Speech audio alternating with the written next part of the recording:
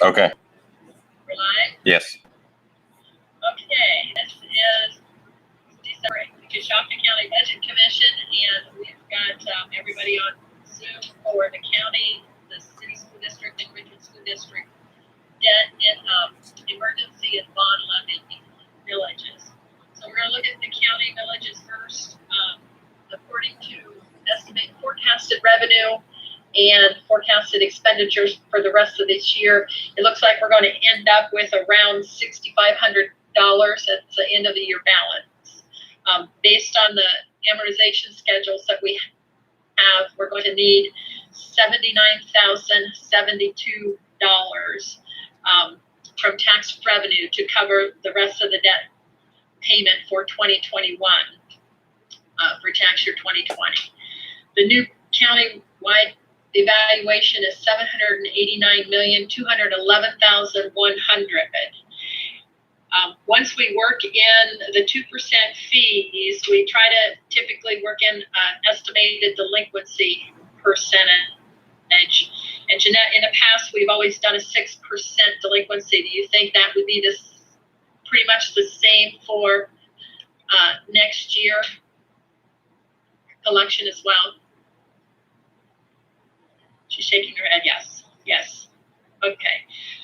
So if we use 6% delinquency and calculate that back out, that gives us millage needed of 0.1088 to cover the shortage and make sure that we can make all our debt payments from the county amortization schedule.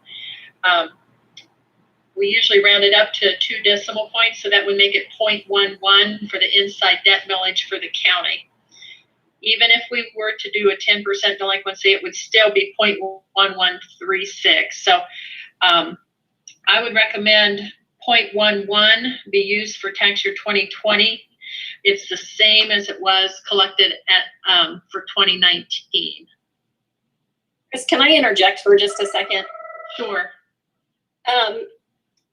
Robin did say, which this won't make any difference really at all, but I thought maybe I should say, they're hoping to get rid of that Fees Fresno sewer loan.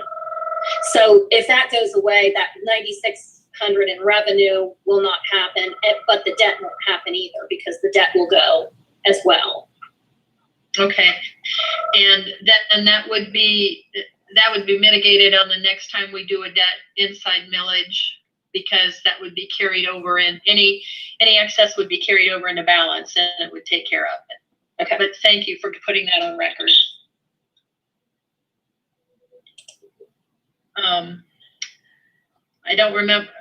I don't know whether I put that out in the form of a motion, but I'll put that out in the form of a motion for the inside debt millage for the county, that we set it for tax year 2020 at 0.11 mils.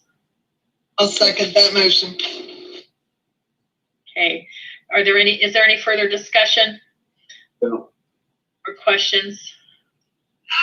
Robin can't say questions because she can't talk. Dane is on here. Dane, did you have any questions? I do not. Okay. Robin just chatted something. Robin just sent a chat that she said she's good. So, no other discussion, then all in favor, say aye. Aye. Aye. Aye. Aye. Okay, motion carries. Okay, let's go on to the city school district. The city school district has 2 issues that we need to discuss. One is Qscbs 2010 bond for $4.25 million. The new tax year 2020 value for the city school district is $169,196,860.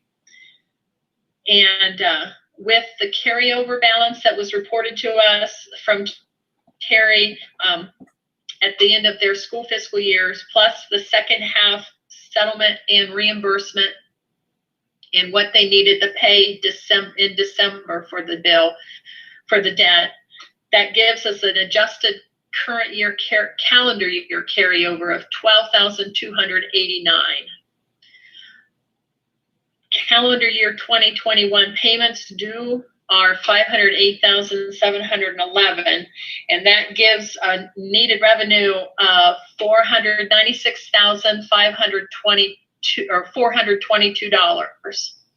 Once we adjust out the 2% fees, if we use the 6% delinquent, that would require 3.185 to cover the shortage with those two adjustments. 3.13 is what we charged in tax year 2019. And of course, we would round that to 3.19 for tax year 2020. Are there any questions about any of that?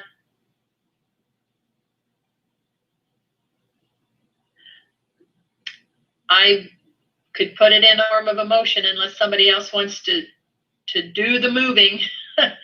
I would put in the form of a motion that we collect at 3.19 mils for the bond levy for the city school district. Second. Any other discussion? Any questions from the city? Okay. I'm just concerned about the delinquencies because I don't have the history. So with all of the COVID activity and the issues that obviously the community is having, would we not what keeps us from increasing delinquencies? I know you as the county auditor's office do a great job collecting, and I'm not sure what the actual rate is that you collect at. Off the top of my head. So what would keep us from not increasing the delinquencies because of the situation right now, the economic situation? Well, we've already gone through the second half and we did not have a lot of delinquency. And a lot of people took their stimulus money and paid their taxes and prepaid some from next year.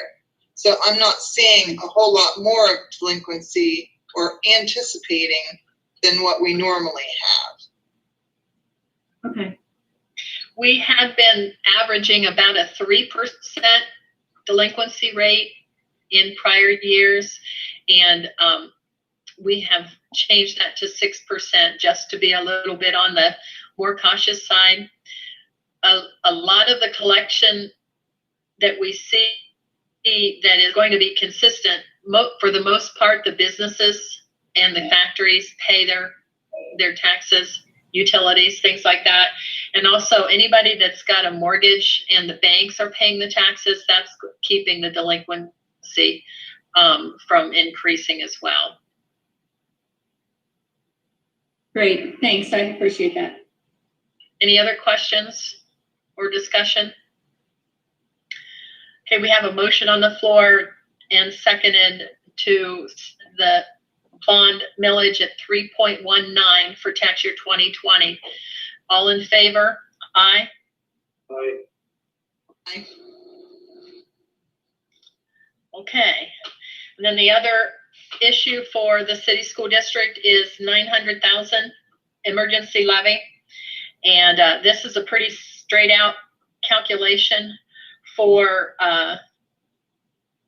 the value for the city school district, $169,196,860, to raise 900,000 after we adjust out for 2% fees and 6% delinquency.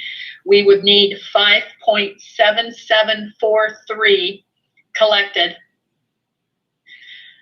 That's compared to 5.56 last year, and we would round it up so that we wouldn't be shorting it. So it would be 5.78 collection for that 900,000. I would make a motion that we set the emergency levy, 900,000 emergency levy millage at 5.78 for tax year 2020. Second. I second that. Okay. Any other discussion? No. Okay. All in favor? Aye. Aye. Aye. Okay. That takes care of the city school district's millages. And then the last item on the agenda that we have is Ridgewood's various purpose refunding bonds.